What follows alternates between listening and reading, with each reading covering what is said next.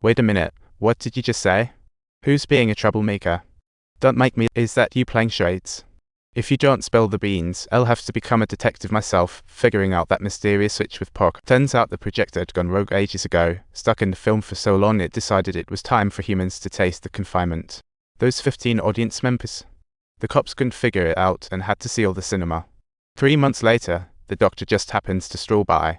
He intended to set up a little time travel snack stand here to help his new girlfriend, Belinda, get back to 2025, but ended up discovering this bizarre cinema instead. Little did he know, this decision almost led to a rebirth performance and created a new god for the universe. At first sight, the Doctor dismissed the 60-inch cartoon character. Though they were in 1952 and virtual projection tech didn't exist yet, thanks to the sonic screwdriver, it turned out this guy named Lex was made of pure light.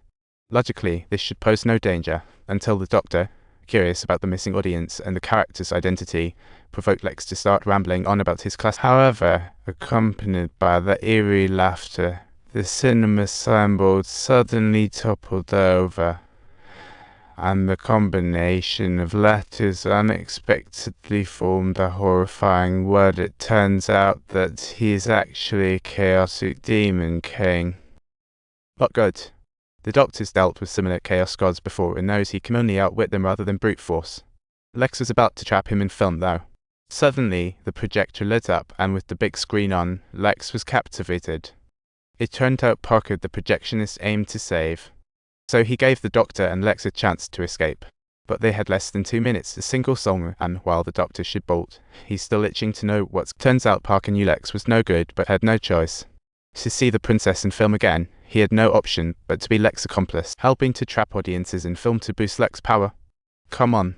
But lucky for them, Lex was only 6 feet tall. Climbing stairs was a major challenge, but being a flat character, he could ignore the door locks and slip right through. He first threatened Parker with fire, going on and on about the film.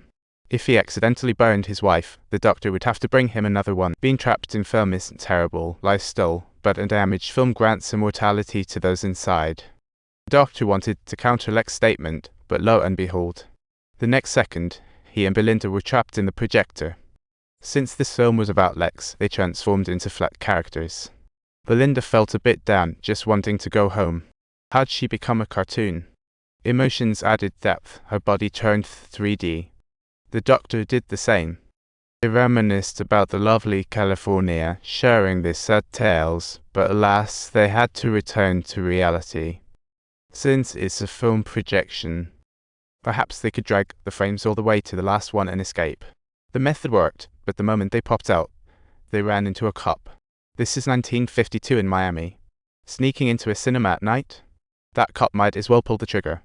But the Doctor sensed something. Why did the Miami cops have NY badges? Clearly, this was a grip of Lex's imagination. Clearly, that plan to drag frames didn't work. Time to switch gears. Since they were in a world of light and shadow, isn't that a movie screen? Maybe they could squeeze out of the screen like Lex. Except, oops, it's showing the Doctor Who series, not Lex's movie. The Doctor broke through the real dimensional wall and proof. He met 3 fans, and they chatted about their favourite episode since the show started. The Black Doctor takes a backseat. The crowd's favourite remains the 10th Doctor, especially that episode with the Weeping Angels, a classic. But back to reality, the Doctor still hadn't escaped the film world. As devoted fans of Doctor Who, they resolved to let him go, no matter the risk. Don't hesitate, go save the world, Doctor. After trying various methods, Doctor finally thought of one last trick. The 1952 film was made of liquid oxygen plastic. Sure, it got hot during the reel, but it was pretty manageable. But if the frame jams, the heat build-up between the film and the projector leads to a fire. And that's the ticket out. The plan worked. The Doctor's powers disappeared, and he finally made it back to reality. He got a bit singed, but hey, he's still the Time Lord. Healing up is as easy as pie. However, Lex sensed this energy had a resurrection ability, and boy, was he thrilled. Imagine if he could reshape his body. The film danced, and the Doctor got tied up in front of the projector, his energy being funneled toward Lex, shaping him into 3D. Details started coming together, the once cute aesthetic turned epic. Lex even grew 2 hearts, and in the crucial moment, the Doctor wasn't focused on himself. He urged Belinda to run.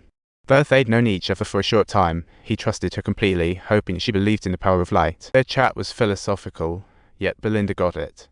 Lex is made of light. Eliminating the source rescues the Doctor.